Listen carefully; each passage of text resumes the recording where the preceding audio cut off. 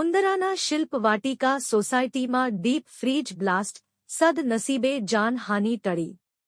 મુન્દ્રાની શિલ્પ વાટિકા સોસાયટીમાં એક દુકાનમાં હાયર કંપનીનો ડીપ ફ્રીઝ રાત્રિના ભાગે બ્લાસ્ટ થયો હતો, જેના કારણે દુકાનમાં અન્ય સામાન બળી જતા 1.5 થી 2 લાખનો નુકસાન થયો હોવાનું દુકાન માલિક બટુકભાઈ ગઢવીએ જણાવ્યું હતું। વધુમાં જણાવ્યું હતું કે જો લાઇટના વોલ્ટેજના કારણે બ્લાસ્ટ થયું હોય તો વાયરિંગ અને સ્ટેબિલાઇઝર પણ બળી જાય, પણ તે સલામત છે અને સીધો ડીપ ફ્રીઝમાં બ્લાસ્ટ થયો છે।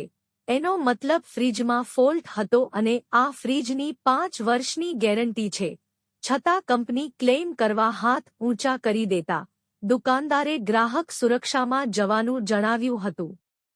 સાંભળીએ દુકાનદારની જુબાની। શિરાજ મલેક સાથે કાસમ ખલીફા, ન્યૂઝ 11 ગુજરાત, મુન્દ્રા, કચ્છ।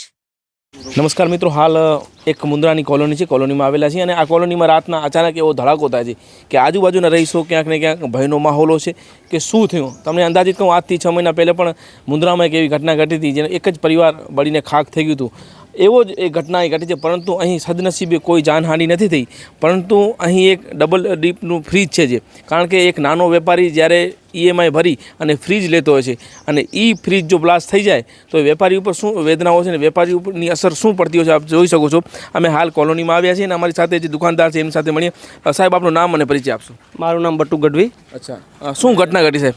સાહેબ, ઘટના એ રાતના ઘટી છે, 1 થી 2-3 વાગ્યાના વચમાં બ્લાસ્ટ જેવું અવાજ આવ્યું છે અને આખો દુકાનનો 90% દુકાન આખો સળગી ગયો છે, માલ મટીરિયલ, અને હાયર કંપનીનું ફ્રીજ છે। અને સવારે એમને કમ્પ્લેટ લખાવી એ કે 48 કલાકમાં આવી, અમે 48 કલાક પછી એ આવ્યા નહીં, પછી પાછો ફોન કર્યો, એક ડિસ્ટ્રીબ્યુટર આવીને બધું કર્યું છે, ઉપરના જે અધિકારીઓ છે એ અહીંયા રિકવર કરવા આવે। જો તમારી પાસે હાયરનું ફ્રીજ છે, ફ્રીજ ખરાબ હતું, તમે રજૂઆત? હા સાહેબ, ફ્રીજની વેલિડિટી અને ગેરંટી ને વોરંટી 5 વર્ષની હોય છે, હજી એને 2 વર્ષને 2 મહિના થયા છે, 2 વર્ષને 2 મહિના થયા છે અને એ વિસ્ફોટ થયો છે। જીવતો બોમ્બ છે, અમને કાંઈ એવું નુકસાનનું કે ભરી દે કંપની કે એવું કાંઈ નથી। અગર દિવસના અહીં ફાટે અને અહીંયા દુકાન છે કોલોનીમાં અને મંદિર બાજુમાં છે અને એના જાનહાની છોકરાઓ માણસો અને એને કાંઈક થઈ જાય તો એની જવાબદારી કોની? મતલબ એના કોઈ અધિકારી તમારી પાસે આવ્યા? અધિકારી આવ્યા હતા, નીચલા અધિકારી આવ્યા હતા, ડિસ્ટ્રીબ્યુટરને આવ્યા હતા, રિકન્સન કર્યા છે, પણ ઉપરના અધિકારી કોઈ જવાબ દેતો નથી। એટલે શું જવાબ મળે છે? મતલબ પાછું રિપેર કરી દેશે કે નવું આપશે? એનો કાંઈ જવાબ આવ્યો નથી।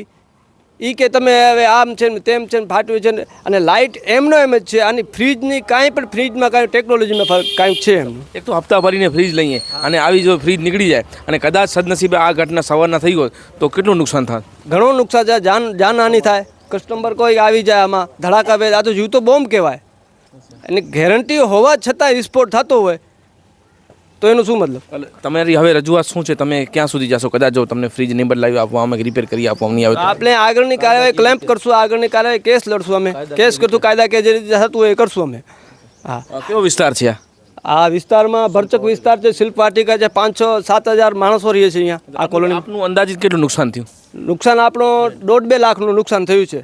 હા, ફ્રીજ ને બધું માલ છે કે બધું કરીને 1.5-2 લાખનો હિસાબ થયું છે। મતલબ કોઈ શોર્ટ સર્કિટ થાય તો એની લીધે આવી ઘટના ઘટતી હોય છે? શું તમારી મેઇન સ્વિચમાં કે લાઇનમાં કોઈ તકલીફ હતી? એવું કાંઈ નથી, આપણે સ્ટેબલાઇઝર એમનો એમ જ પડ્યું છે, આ બધા રિકવર કરવા આવ્યા જોયા, બધું એમને એમ, ખાલી આનો જ વિસ્ફોટ થયો છે અંદર જ।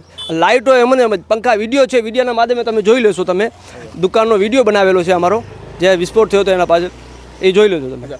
આપ એક હાયરના કસ્ટમર છો, કસ્ટમર તરીકે મીડિયાના માધ્યમથી શું સંદેશો આપશો આ હાયર કંપનીને અને લોકોને?